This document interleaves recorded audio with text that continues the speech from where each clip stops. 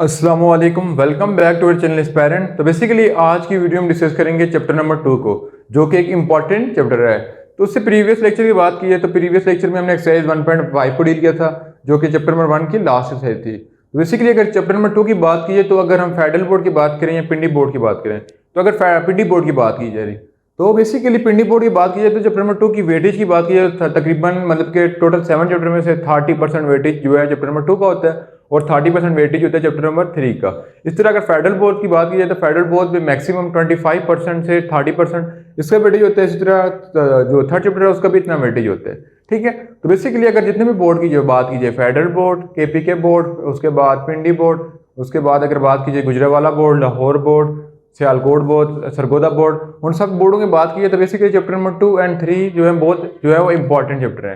Basically important क्यों है? क्योंकि जब हम चैप्टर नंबर 2 और 3 को डील कर लेते हैं तो उसके बाद हम मतलब कि यूनिवर्सिटी लेवल में जाते हैं। तो यूनिवर्सिटी लेवल में हम जो है वो सब्जेक्ट पढ़ते हैं कैल 1 और कैल 2, कैलकुलस 1 और कैलकुलस 2। तो बेसिकली कैलकुलस 1 और कैलकुलस 2 कंप्लीटली बेस्ड होती है चैप्टर नंबर 1, चैप्टर नंबर 2 और चैप्टर नंबर 3 को हम डील करते हैं, जो कि हम फर्स्ट सेकंड ईयर में पढ़ते हैं। तो स्टार्ट करते हैं video with the name of Allah, बिस्मिल्लाहिर्रहमानिर्रहीम।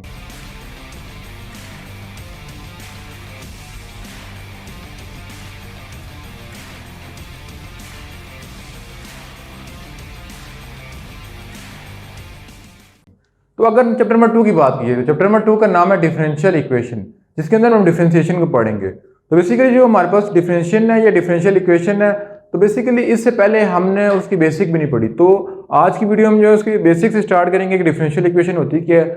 और चैप्टर नंबर जो 2 है वो थोड़ा बहुत रिलेट करता है चैप्टर नंबर 1 पे डिपेंड कर रहा होता है। ठीक है, तो सबसे पहले देख लेते हैं कि डिफरेंशियल इक्वेशन होती क्या है। ठीक है, तो अगर हमारे पास जो चैप्टर नंबर 1 चैप्टर नंबर 2 का नाम है, चैप्टर नंबर 2 का नाम है हमारे पास डिफरेंशियल इक्वेशन। तो बेसिकली ये डिफरेंशिएशन आई कहाँ से थी? तो अगर बात की तो डिफरेंशिएशन को डिस्कवर करने वाले दो साइंटिस्ट थे। ठीक है, जो एक साइंटिस्ट है जिसको आप मतलब बहुत मशहूर साइंटिस्ट जिसका नाम था सर जो है वो सर आइजैक न्यूटन, जिसने basically instantaneous value, rate of change of value की हमारे पास वैल्यू निकाली थी।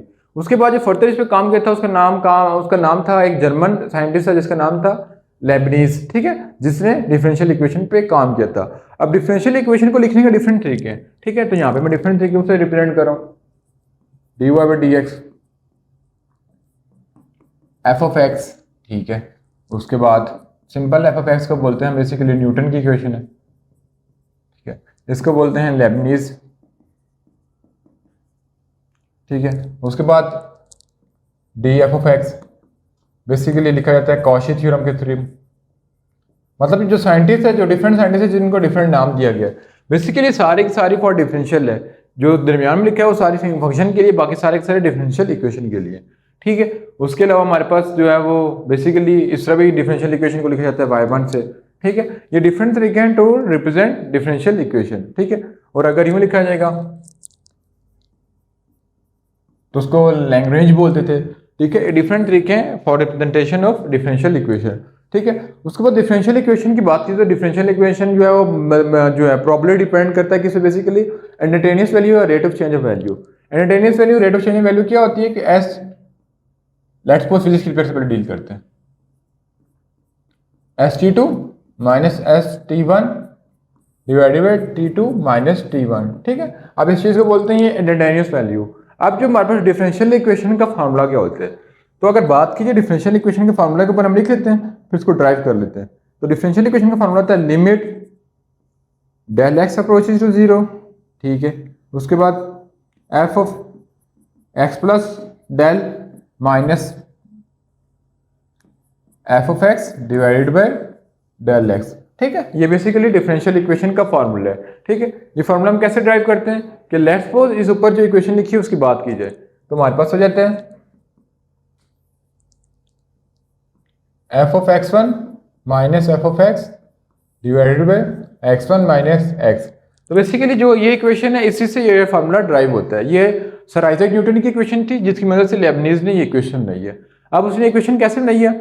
उसने कहा है कि x1 is greater than x।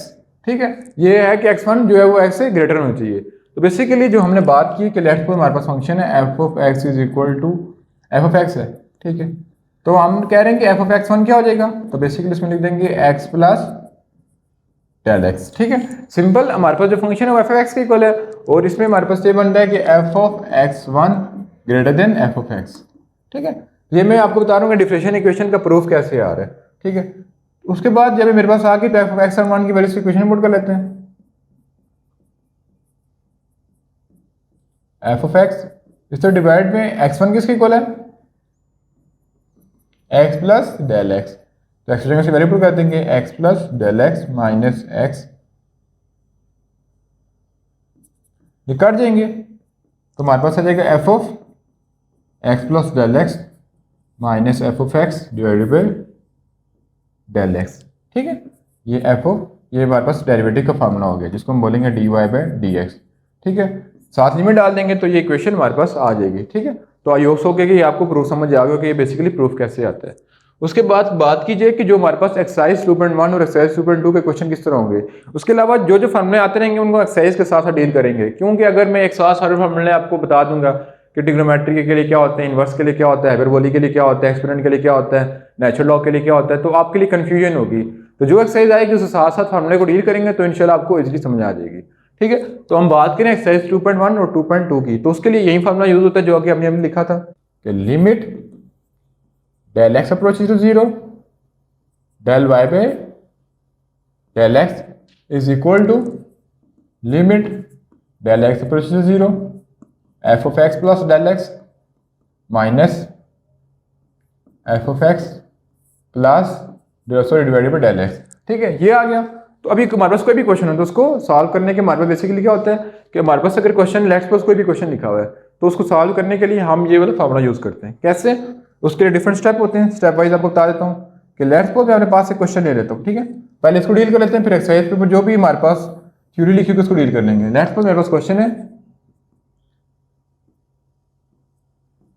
F of x is equal to x, कि हमने लेट कर लिया कि हमारा फंक्शन जो है वो एक्स को ला रहा है, ठीक है। तो हमारे पास स्टेप वन क्या हो जाएगा, ये आपने स्टेप याद रखने हैं, ठीक है। अब स्टेप वन क्या हो जाएगा कि हम या f of x plus del x कर लें या हम क्या कर लें कि इसको वाई के को लेट कर लें। चलो हम इसे सॉल्व कर लेते हैं। तो स्टेप नंबर वन में क्या होगा कि हमने दोनों साइड डेल एक्स को ऐड कर देना, ठीक है। इस साइड भी डेल एक्स को ऐड कर दिया, इस साइड भी डेल एक्स को ऐड कर दिया, ठीक है। उसके बाद नेक्स्ट स्टेप क्या हो जाएगा, स्टेप टू। तो यहाँ पे देखा जाए तो हमारे पास स्टेप नेक्स्ट स्टेप क्या था, तो एफ ऑफ एक्स को माइनस किया होगा, तो हम कहेंगे कि एफ ऑफ एक्स को दोनों साइड पे माइनस कर देंगे, यहाँ पे भी माइनस कर देंगे, यहाँ पे माइनस कर देंगे, यहाँ पे भी माइनस कर दिया, ठीक है। तो उस साइड पे एफ ऑफ एक्स की वैल्यू पुट कर देंगे जो कि थी डेल एक्स, ठीक है। ये आ गया। उसके बाद हम क्या कर देंगे कि डेल एक्स से डिवाइड कर देंगे बोथ साइड को। तो मैं लिखूंगा स्टेप थ्री, हमने क्या करना है, डिवाइड करना है f of x plus del x f of x divided by del x. तो बेसिकली यहाँ से एक्स और यहाँ पे एक्स आया था, मैंने यहाँ पे डेल एक्स लिख दिया, तो ये एक्स कैंसिल आउट हो जाएंगे, तो क्या बचेगा खाली del x divided by del x, ठीक है। उसके बाद फर्दर किया जाए तो ये डेल एक्स काट जाएंगे, तो आ रहा होगा f of x plus del x plus f of sorry minus f of x divided by del x is equal to 1। तो यहाँ तक करने के बाद हमारे पास नेक्स्ट स्टेप में लिमिट पुट करनी है, ठीक है। तो लिमिट डाल देंगे, limit del x approaches to zero f of x plus del x minus f of x divided by del x is equal to limit del x approaches to zero 1। तो जब हम इस साइड को solve करेंगे तो हमारे पास x का derivative क्या आ रहा है, 1 आ रहा है, ठीक है। तो अब हम इसको डिफरेंट तरीके से लिख सकते हैं, मतलब ये जो ऊपर फॉर्मूला लिखा है इसको मैं ऐसे लिख सकता हूँ d y by d x, ठीक है। जैसे आप फर्दर जाके फ्यूचर जाके पढ़ोगे तो del y by del x, ठीक है। उस तरह इसको y1 भी लिख सकते हैं। ये डेरिवेटिव को लिखेंगे डिफरेंट तरीके हैं, ठीक है। इनमें से जो मर्जी तरीका आप यूज़ कर लो, ठीक है। तो आई होप सो कि आपको समझ आ गई होगी। तो बेसिकली हमने x के लिए किया, ठीक है। तो जब हम एक्सरसाइज पे आएंगे तो उससे कोई ना कोई क्वेश्चन, मतलब कि अब एक्सरसाइज 1.1 को जब स्टार्ट करेंगे तो उससे पहले हम एग्जाम्पल को डील करेंगे, ठीक है। तो उसमें कोई ना कोई क्वेश्चन हम कवर कर लेंगे। तो बेसिकली हम मूव करते हैं बुक की तरफ ताकि आपको ज़्यादा अच्छे तरीके से समझ आ जाए, क्योंकि बुक के अंदर जो थ्योरी लिखी है वो उससे आपको ज़्यादा अच्छे तरीके से समझ आ जाएगी, ठीक है। बेसिकली हम चैप्टर नंबर 2 पे आ गए जिसका नाम है डिफरेंशिएशन। तो उसके फर्स्ट पेज पे आ जाते हैं। फर्स्ट पेज में हमारे पास क्या लिखा है,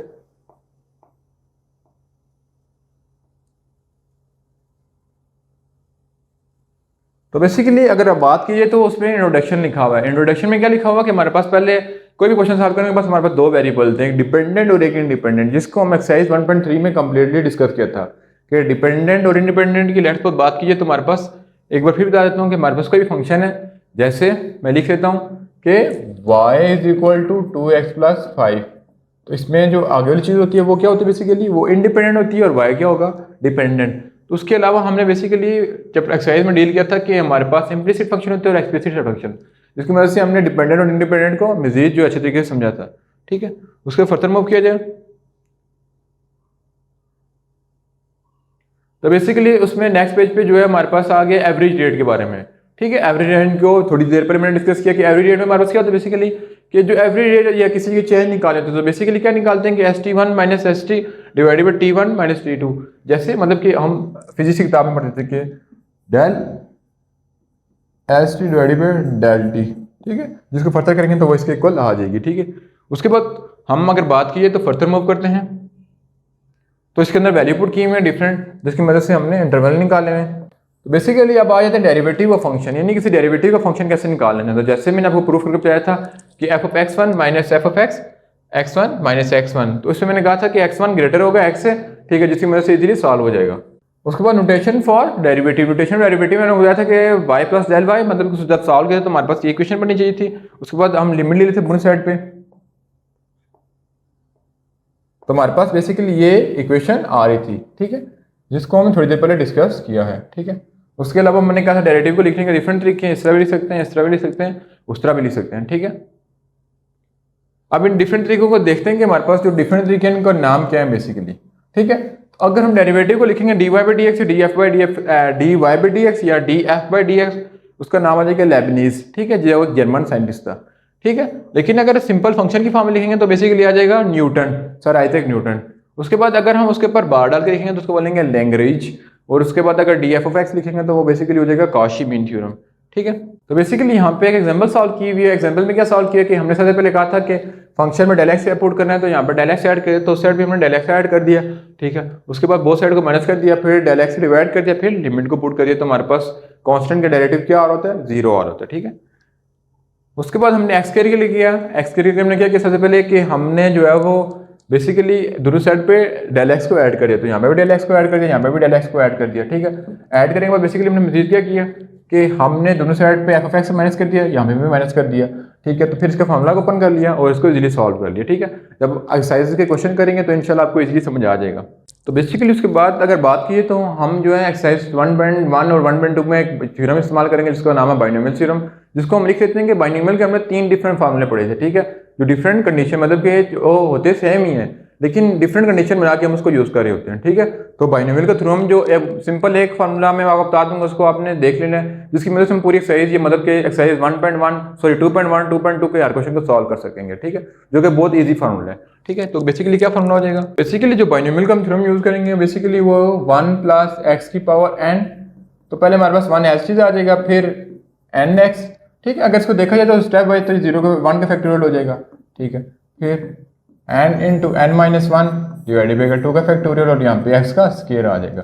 फिर अगर फर्दर कंटिन्यू करेंगे तो n minus n1 n minus 2 divided by 2 का फैक्टोरियल, फिर x क्यूब आ जाएगा और ये फार्मूला कंटिन्यू होगा। ठीक है, तो ये फार्मूला आपने याद कर लेना है। अब यहाँ पे 1 आ गया तो पहले x की पावर 0 होगी।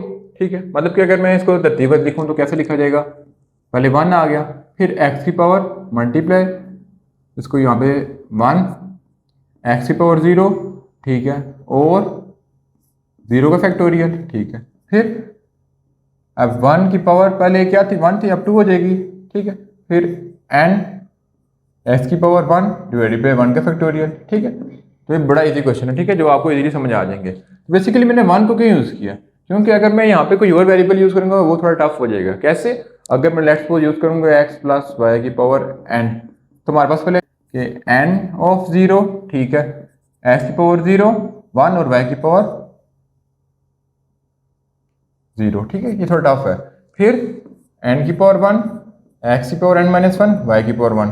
ठीक है, तो ये थोड़ा टफ है, तो इस वजह से मैंने कहा कि ये वाला प्रॉब्लम हम यूज़ कर लेते हैं जो कि इजीली हम जो इम्प्लीमेंट कर सकेंगे। तो बेसिकली आज की वीडियो में एक्सरसाइज 1.1 और 1.2 का हमने थ्योरी को थोड़ा बहुत डिस्कस कर लिया। तो इंशाल्लाह नेक्स्ट वीडियो में हम जो है वो एक्सरसाइज को डील करेंगे। तो हम कोशिश करेंगे कि एक्सरसाइज के जितने क्वेश्चन जो मतलब सेम होंगे उनको छोड़ देंगे, जो डिफरेंट होंगे हम उनको सॉल्व करने की कोशिश करेंगे। तो इंशाल्लाह मिलेंगे नेक्स्ट पार्ट में, तब तक अल्लाह हाफिज़।